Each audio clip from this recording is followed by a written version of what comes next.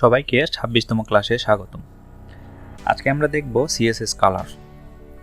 তো CSS কালারগুলো সাধারণত আমাদের ওয়েব পেজে যতগুলো কন্টেন্ট রয়েছে বা বিভিন্ন সেকশনের বর্ডার বা ব্যাকগ্রাউন্ড কালার, তো এই কালারগুলো দেওয়ার জন্য আমাদের CSS এর এই কালারটি ব্যবহৃত হয়।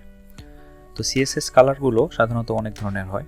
তো পূর্ব নির্ধারিত কালারের উপর নির্ভর করে কালারের বেশ কয়েকটি ভ্যালু রয়েছে, যেমন হচ্ছে কালার নেম হিসেবে একটি ভ্যালু, এরপরে রয়েছে RGB, যেটি আমাদের মৌলিক যে তিনটি কালার রয়েছে লাল, সবুজ, নীল, এই তিনটি কালার দিয়ে RGB বোঝায়। এরপরে রয়েছে RGBA, এটিও সেই মৌলিক তিনটি কালারের সাথে একটি ট্রান্সপারেন্ট কালার বোঝায়। তো ট্রান্সপারেন্ট কালারটি হচ্ছে যে কোনো একটি কালারকে যদি আমরা কমিয়ে কমিয়ে দিতে থাকি, সেই কালারটি এক সময় মানে একবারে কমে কমে কালারটি আর থাকবে না, তখন সেখানে কোনো কালার দেখা যাবে না। একটি কালারের পিছনে যদি কোনো ছবি থাকে, সাপোজ ধরি আমরা সামনে একটি লাল কালার করছি, এর পিছনে একটি ছবি রয়েছে, তো এই কালারটি ট্রান্সপারেন্ট করে যদি আমরা কমাতে থাকি, এক সময় কমাতে কমাতে যখন ফুল ট্রান্সপারেন্ট হয়ে যাবে, সেই ক্ষেত্রে আর কালারটি দেখা যাবে না, পিছনে যে ছবিটি রয়েছে সেই ছবিটি দেখা যাবে। তো এটি হচ্ছে মূলত ট্রান্সপারেন্ট। এখানে RGBA লাল, সবুজ, নীলের সাথে সেই ট্রান্সপারেন্ট কালারটিও ব্যবহার করা হয়। এরপরে যদি দেখি সেটি হচ্ছে HEX। এই HEX এর মানে হচ্ছে হেক্সাডেসিমাল। হেক্সাডেসিমালের ক্ষেত্রে সেই লাল, সবুজ আর নীল রঙটি ব্যবহার করা হয়। এরপরে যেটি রয়েছে সেটি হচ্ছে HSL। এটি দ্বারা হিউ, স্যাচুরেশন এবং লাইটনেস বোঝায়। হিউ হচ্ছে সবগুলো কালারের একটি মেইন কালার, এবং স্যাচুরেশন কালার দিয়ে আমাদের যে গ্রে কালারটি রয়েছে এই গ্রে কালারটি কমা বাড়া করানো বোঝায়, এবং লাইটনেস দ্বারা আমাদের যে কালো কালারটি রয়েছে সেই কালো কালারটি কমা বাড়ানো বোঝায়। এরপরে যদি দেখি সেটি হচ্ছে HSLA, হিউ, স্যাচুরেশন, লাইটনেস এবং সাথে সেই আলফা মানে ট্রান্সপারেন্ট কালারটি বোঝানো হয়। তো এগুলো যদি আমরা একটু সংক্ষিপ্ত বিবরণ দিই তাহলে আরও ভালোভাবে বুঝতে পারবো। যেমন প্রথমে যেটি রয়েছে সেটি হচ্ছে কালার নেম। আমাদের ওয়েব পেজে যে আমরা যখন যে কোনো একটি ফন্টকে বা ব্যাকগ্রাউন্ডে আমরা যখন কোনো কালার করব, সেই ক্ষেত্রে আমরা শুধু কালারের যে নামগুলো রয়েছে, যেমন রেড, অরেঞ্জ, গ্রিন, মানে যত ধরনের কালারের নেম রয়েছে ওই নেমগুলো ইউজ করেও আমরা CSS করতে পারবো। আমাদের এরকম কালার নেম 140টা রয়েছে, যেগুলো ব্রাউজারে খুব সুন্দর সাপোর্ট করে, এবং এগুলোকে স্ট্যান্ডার্ড কালার নেম বলা হয়।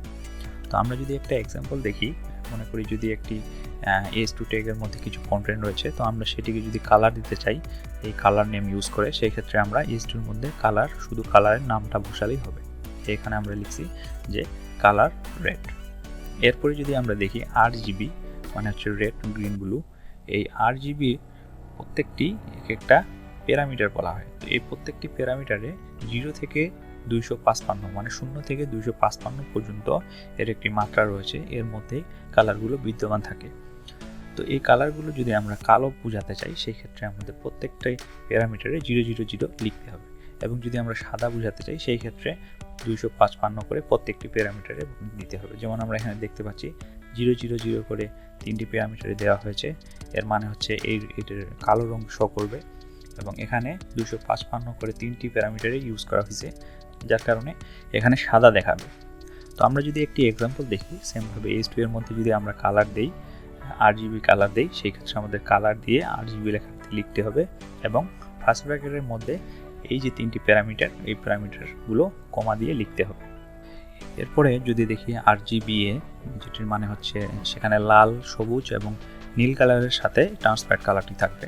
তো ট্রান্সপারেন্ট আসলে কালারটির ক্ষেত্রে সেই প্যারামিটারে 0 যদি বোঝায় তাহলে সেটি ফুল ট্রান্সপারেন্ট হবে, এবং যদি 1.0 বোঝায় সেই ক্ষেত্রে এটি কোনো ট্রান্সপারেন্ট থাকবে না, মানে এখানে যেই রঙটি ছিল সেই রঙটি দেখাবে। কিন্তু 0 যদি আমরা করে দিই সেই ক্ষেত্রে এটি ফুললি ট্রান্সপারেন্ট হয়ে যাবে, মানে সেই সামনের রঙটি আর থাকবে না। তো এটি যদি আমরা একটি এক্সাম্পল দেখি তাহলে আমরা বুঝতে পারবো। যেমন H2 এর মধ্যে যদি আমরা কালার দিই সেই ক্ষেত্রে RGBA অবশ্যই লিখতে হবে, এবং এর মধ্যে 3টি প্যারামিটারের সাথে আরও একটি প্যারামিটার যেটি হচ্ছে আলফা, এটিও এখানে লিখতে হবে। এরপরে আমরা যদি দেখি সেটি হচ্ছে HEX মানে হেক্সাডেসিমাল।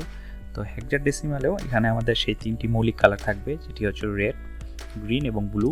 তো এই 3টি কালারের মধ্যে 2টি করে কোড থাকবে, যেটা RR, এখানে আমরা দেখতে পাচ্ছি RR দিয়ে রেড বোঝাচ্ছে, GG দিয়ে গ্রিন এবং BB দিয়ে ব্লু বোঝাচ্ছে। তো এগুলো কালারের বিদ্যমান হচ্ছে 00 থেকে FF পর্যন্ত। তো আমরা যদি কোনো কালার কালো করতে চাই সেই ক্ষেত্রে আমাদের প্রতিটি 00 লিখতে হবে, আর আমরা যদি কোনো কালারকে সাদা চাই যে সাদা হবে ফুললি, তাহলে প্রত্যেকটা জায়গায় FFF থাকবে।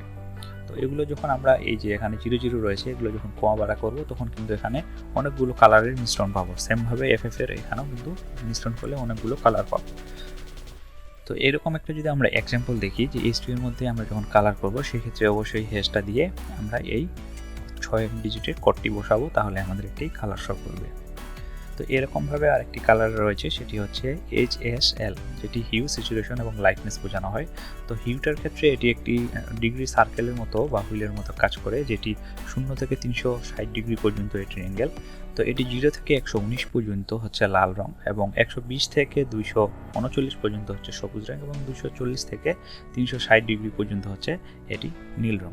তো এইটি প্রথমে হিউটা আমরা যখন সিলেক্ট করব সেই ক্ষেত্রে আমরা এইরকমভাবে একটি অ্যাঙ্গেল নিয়ে সিলেক্ট করব। এরপরে স্যাচুরেশনের সময় আমরা এখানে পার্সেন্টেজ ইউজ করব।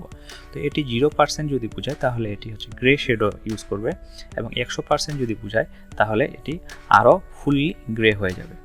তো এরকমভাবে যখন আমাদের আরেকটি লাইটনেস রয়েছে 0% এর সময় কালোটি খুব 0 হয়ে থাকবে, মানে খুব কম হয়ে থাকবে, এবং যখন আমরা 50% করব এটি আরও ডার্ক হয়ে যাবে, এবং যখন 100% করব এটি তখন একবারে সাদা হয়ে যাবে। তো এটার যদি একটা আমরা উদাহরণ দেখি, এটি হচ্ছে H2তেই মধ্যে আমরা যদি একটি কালার নিই তাহলে HSL অবশ্যই লিখতে হবে, এবং এর মধ্যে আমাদের এই 3টি প্যারামিটার, যেটি প্রথমটা হচ্ছে হিউ, তারপর হচ্ছে স্যাচুরেশন এবং আরেকটি হচ্ছে লাইটনেস। তো এটি আমাদের ইউজ করতে হবে HSL যখন আমরা কালার ইউজ করব। তো এরপরে যেটি রয়েছে সেটি হচ্ছে HSLA, মানে শেষে একটু আলফা থাকবে। হিউ, স্যাচুরেশন, লাইটনেসের সাথে একটি আলফা থাকবে। আমরা যেমন RGBA দেখে আসছি সেমভাবে এটিও একই। তো এটির ক্ষেত্রেও যখন 0 0 থাকবে তখন ফুললি ট্রান্সপারেন্ট হয়ে থাকবে, আর যখন 1.0 থাকবে তখন এটি কোনো ট্রান্সপারেন্ট থাকবে না, মানে যেই কালারটি ছিল সেই কালারই থাকবে। কিন্তু 0 0 যখন ইউজ করব সেই ক্ষেত্রে কালারটি আর থাকবে না, এটি সুন্দরভাবে পিছনে ট্রান্সপারেন্ট হয়ে যাবে, পিছনে যেটি থাকবে সেই কালারটি শো করবে। তো একটি এক্সাম্পল যদি আমরা দেখি এই ক্ষেত্রে, তো এটিও দেখা যাচ্ছে একটি কালার নিয়ে HSLA লিখতে হবে, এবং এর মধ্যে 3টি প্যারামিটারের সাথে আরও একটি আলফার জন্য প্যারামিটার ইউজ করতে হবে। কালারের কোডগুলো যে একটি নির্দিষ্ট কোড, যে কোডের মাধ্যমে আমাদের HTML করার পরে CSS করতে চাইলে সেখানে আমাদের CSSগুলো কালার হয়ে যাবে। তো কালারগুলো এগুলো নির্দিষ্ট কিছু কোড রয়েছে, এই কোডগুলো ইউজ করেই আমরা কিন্তু কালার করব। তো আমাদের যখন আমরা CSS করব সেই ক্ষেত্রে তখন আমাদের কিন্তু RGBA যে কালারগুলো রয়েছে, এবং এখানে আমরা দেখছি যে হেক্সাডেসিমালের যে কালারগুলো রয়েছে এগুলো কিন্তু আমরা বেশি ইউজ করব, এবং এখানে যে কালার নেম রয়েছে এগুলো কিন্তু আমাদের মাত্র 140টা স্ট্যান্ডার্ড কালার নেম রয়েছে। তো সেই ক্ষেত্রে আমাদের কিন্তু লিমিটেশন কম, কিন্তু আমরা যখন হেক্সাডেসিমাল ইউজ করব এখানে আমরা এই 3টি কালারের মিশ্রণ করে অনেকগুলো কালার কিন্তু তৈরি করতে পারবো। আমরা আমাদের ইচ্ছামতো কালার নিয়ে এখানে বসাতে পারবো। এরকম কালার আমরা ইউজ করার জন্য আমরা একটি ছোট্ট সফটওয়্যার ইউজ করব কম্পিউটারের জন্য। এটি যখন আমরা ইউজ করব, আমরা যদি মাউসটা কোনো কালারের উপর নিয়ে যাই তাহলে সেখানে একটি হেক্সাডেসিমাল কালারের কোড চলে আসবে, আমরা সেটা কপি করে সেই কালার কোডটি আমরা বসাতে পারবো। মানে আমি যদি এই সবুজের উপর মাউসটা হোভার করি তাহলে দেখা যাচ্ছে এখানে এই সবুজের যে হেক্সাডেসিমাল কালারের কোডটি, সেই কোডটি আমরা কপি করে নিয়ে এটি আমরা CSS করে সুন্দরভাবে শো করতে পারবো। তো এই সফটওয়্যারটি যদি আমি আপনাদেরকে দেখাই, সেটি হচ্ছে পিক্সি নামে একটি ছোট্ট সফটওয়্যার। এটি আমি ভিডিও ডিসক্রিপশনে ডাউনলোড লিঙ্ক দিয়ে দিব। তো এটি প্রথম অবস্থায় এখানে ডবল ক্লিক করে আমরা এটি ওপেন করব। তো ওপেন করার পরে আমরা যদি লক্ষ্য করি এখানে দেখা যাচ্ছে Ctrl-Alt-C দিয়ে এখানে HTMLটি কপি করার অপশন আসতেছে।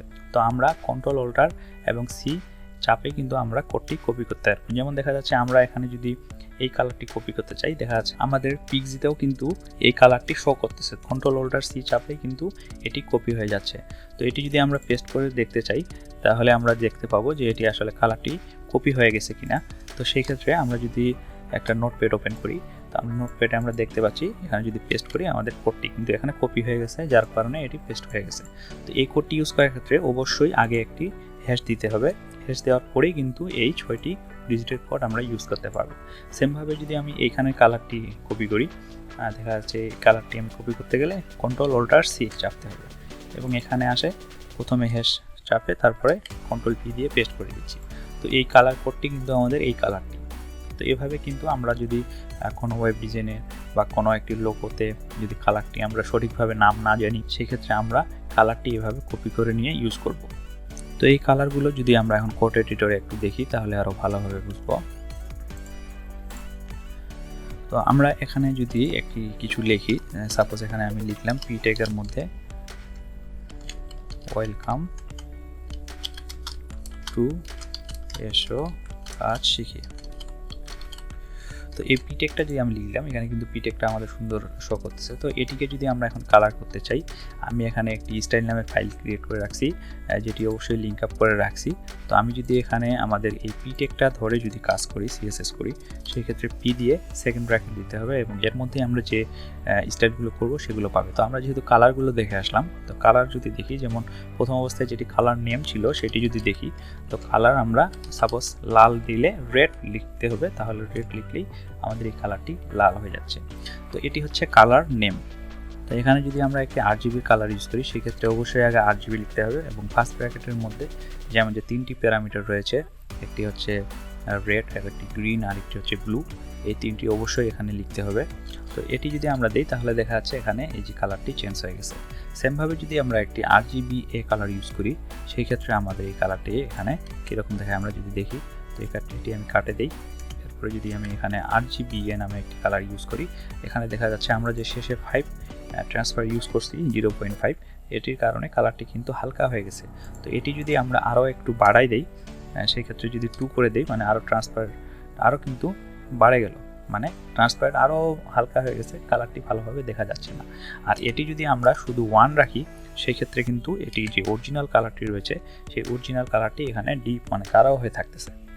তো এরকমভাবে যদি আমরা HEX একটি কালার ইউজ করি, তো HEX কালার একটি যদি ইউজ করি মানে হেক্সাডেসিমাল, তো হেক্সাডেসিমাল কালারের ক্ষেত্রে আমরা এখানে একটি যদি কালার নিয়ে আসি, যে হেক্সাডেসিমাল, মাত্র শুধু এখানে শুধু 3টি কালারের মিশ্রণকে নিয়ে আসতে হবে। প্রথমটি হচ্ছে রেড, তারপরে গ্রিন, তারপর হচ্ছে ব্লু, মানে দুইটি করে 3টি সেকশনের কালার আমরা এখানে ইউজ করছি।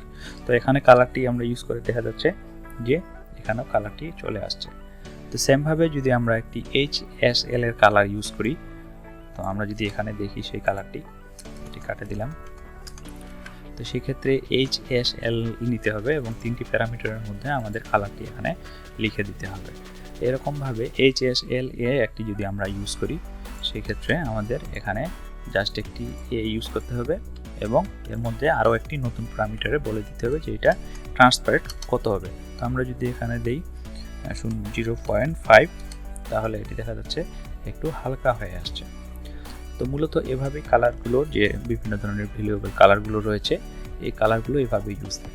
তো আমরা আমাদের সবথেকে বেশি যেটি ইউজ করব সেটি হচ্ছে হেক্সাডেসিমাল কালার, যেটি হচ্ছে একটি প্রথমে হ্যাশ থাকবে, তারপরে 6টি এরকম কোড থাকবে।